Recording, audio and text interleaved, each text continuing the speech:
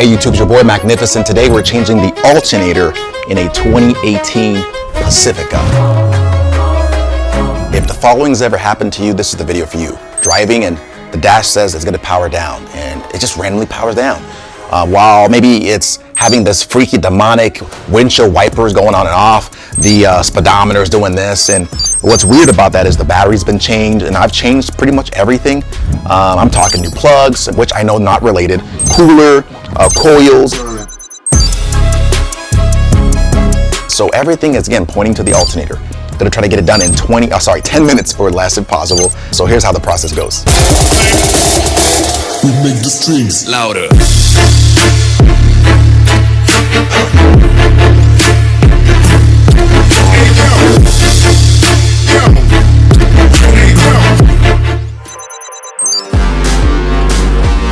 It's really compact to get anything in here, so I'm gonna take out this stability bar, these this 10 millimeter here, and there's 2 bolts right here, and then of course right here, and then of course you have to drain the coolant. So you're gonna take that out, you pop this pin, you can remove that only if you want, purpose so that you can get access to the belt, the tensioner. Another way you could do it is you can take out the tire, and that'll give you access to, trying to prevent from doing that. Once that's out, and I have the belt off, gonna go ahead and I think you'll use a 1/2 inch ratchet to take it off, by the way. I'll show you that. I'm gonna go ahead and take out the 3 bolts that are holding this up, I believe. I think those are 10s, and then go ahead and replace it, and put the harness back on, and we should be done. Let's go.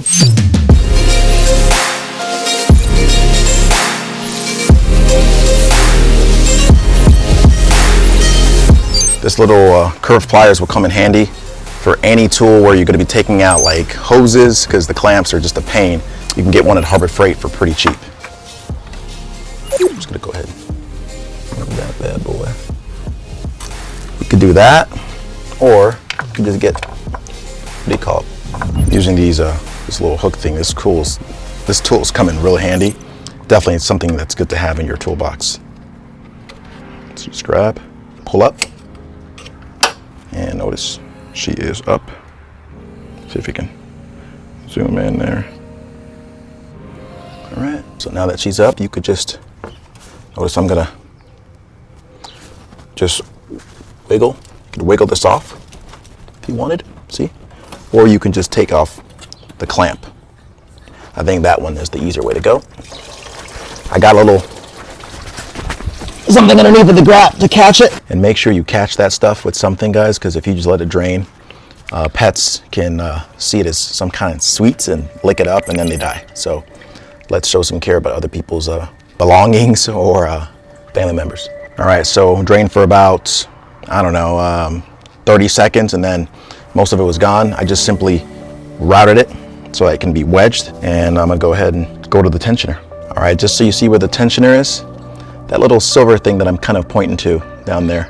All right, this tensioner was much harder than I thought up top, so what I had to do is went ahead and took the tire off to get it from the passenger side. Just taking off the shroud here so I can get access to everything. All right, this is a great time to change the belt if you have to. All right, so this is it. You can see the full belt, everything connected. Just gonna pull this up and take the belt off. I'm gonna use a screwdriver just to wedge it off, and I'll reroute it afterward. So there she goes. She goes under there. There it is, and there's a diagram as well online if you need one. All right, so no screwdriver needed.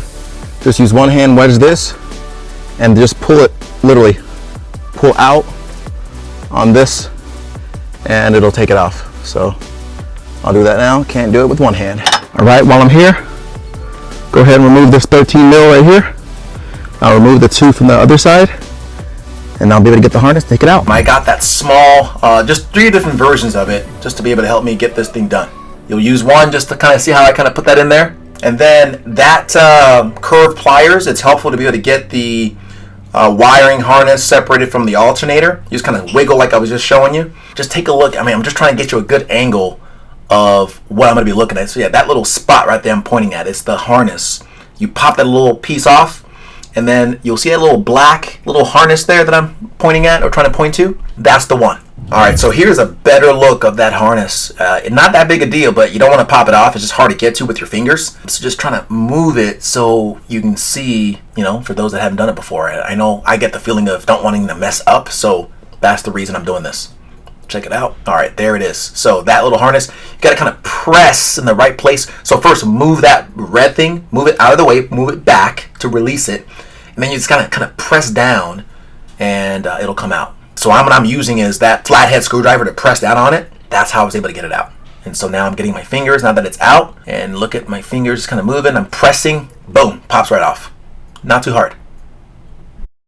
So the next step is getting the hoses out of the way. Now there's coolant in the hoses, so you got to take off that little one I just pointed to. Expect for things to drain out. Take that out, put a bucket underneath, and then as you go through, let's see what else I do here. You're going to kind of move the hoses out of the way. You want to just clear as much space as you can without breaking anything, to give yourself as much hand room to take it out as best as possible.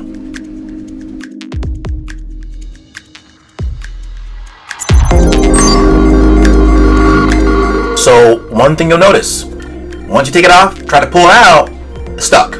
You can't move it. There's no way. You can try multiple different variations. It's just not coming out. You got to start thinking of alternatives. Now, I'm sure that there's a perfect way to do it. This is for the simple layman. I tried every possible way to get this out, guys. There just was no easy way. So I went the next best route. Instead of going underneath, I just improvised. I looked at what wasn't needed and I did it. So I got a grinder and notice it's out, right? How did you get it out? Houdini? No. So if you look at that little piece that I'm about to point to, wait for it. So I tried to pull underneath. I tried every possible way, like I'm saying. So what I did is, see that little piece? I cut just a portion using a grinder, cut the bottom piece. You notice that it's kind of off? Just barely enough. Look at that. Barely enough to be able to give me room to be able to pull it out just that way. It's just part of the frame. It doesn't hurt anything. Look at that. Just made just a slight cut right there. I mean, maybe quarter inch. I mean, not much. That is the key that allowed me to pull it out easily without having to do anything else. Now, I get it. Some people don't want to do that. But guys, it works perfectly. It doesn't hurt the vehicle. It's good to go. All right, so before you crucify me, I get it. I know it's not the, Haynes manual way to do it. But listen, I'm just telling you, improvising, using the tools you got, you can just cut that off and you can pull it out, put it back in. Now, that means you still have to pull out the same way. Notice how I have it where that little slight slant is coming. That's the way you got to do it. So yeah, that's it.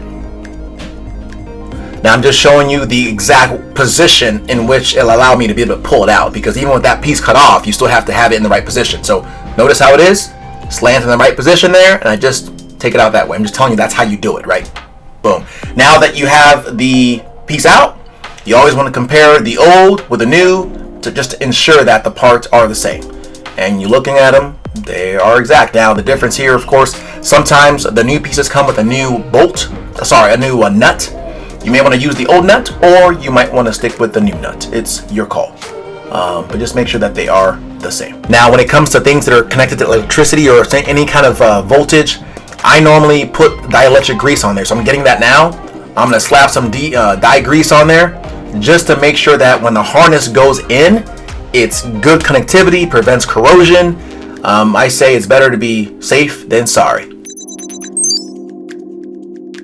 Alright, so now let's go ahead and put it in. I'm going to show you how you don't do it. You can't just throw it in there and hope that it goes in anyway. Notice, just throwing it down there in the wrong position, you have trouble getting it in a position where it's going to stick. You can flip it around, it's just not going to work. Alright, so now I'm going to go ahead and just reposition it, show you the right way to do it, right? Just look at the video and then just notice where the anchors are. Like that little I gotta flip it around. See, I use the landmark to be that little piece where that bolt goes in on the left hand side. That's the piece. It needs to turn to the right. Notice that? Turn to the right. Now it goes in, because that piece that I cut off is gone.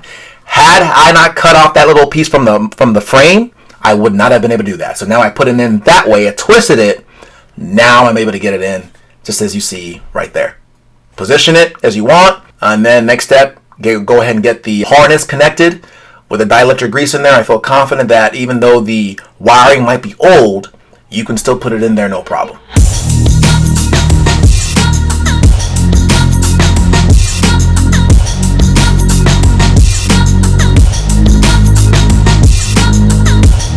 Alright, so I'm just getting that wiring in. I'm confident with the dielectric grease that the connectivity is not going to be an issue, even though the wiring is still old. Moving it around just to be able to get it in a decent position, because doing it with one hand, that thing is heavy, y'all. So get ready for a forearm workout, but you'll just kind of maneuver enough where you get enough slack to be able to get it in, and then the rest is just simply positioning it in the right place to be able to get it going.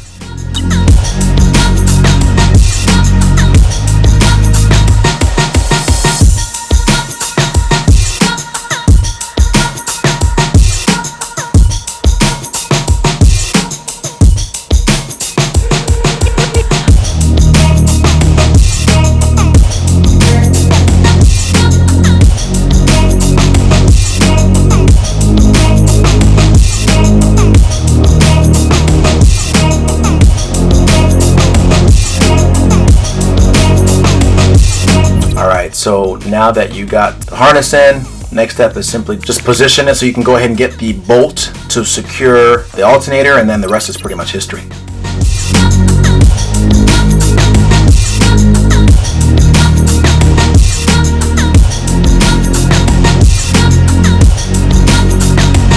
Notice, once you get it in, like I said, the rest is history. Just position it, get the bolts in, and voila.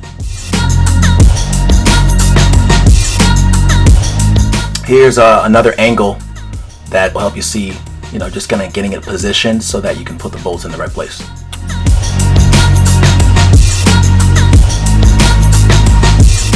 Because of just the tightness, I did need a second hand to kind of help me out, but once that second hand was there, I got the first one, secured, I was good to go. You could use a couple of things to wedge it if you don't have a second person. So here are the bolts in there that I was talking about just to secure it. Once that one's in there, the rest is pretty much history. You can kind of move them around as you need to and just tighten. It doesn't really hold much, but it just keeps it just in place. For those that were wondering, I just use a basic grinder like that with a basic blade.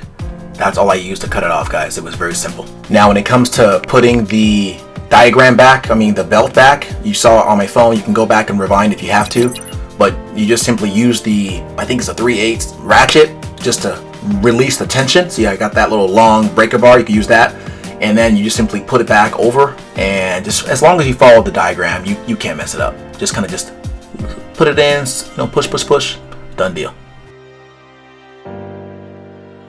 Now, I actually did this job a long time ago, guys, and since I've done it, I have not had any issues at all with this situation. It's not done the Exorcist kind of thing on the dash. It's been flawless and perfect. So it worked perfectly. For those that are doubters and haters, I did what I had to do. Peace out.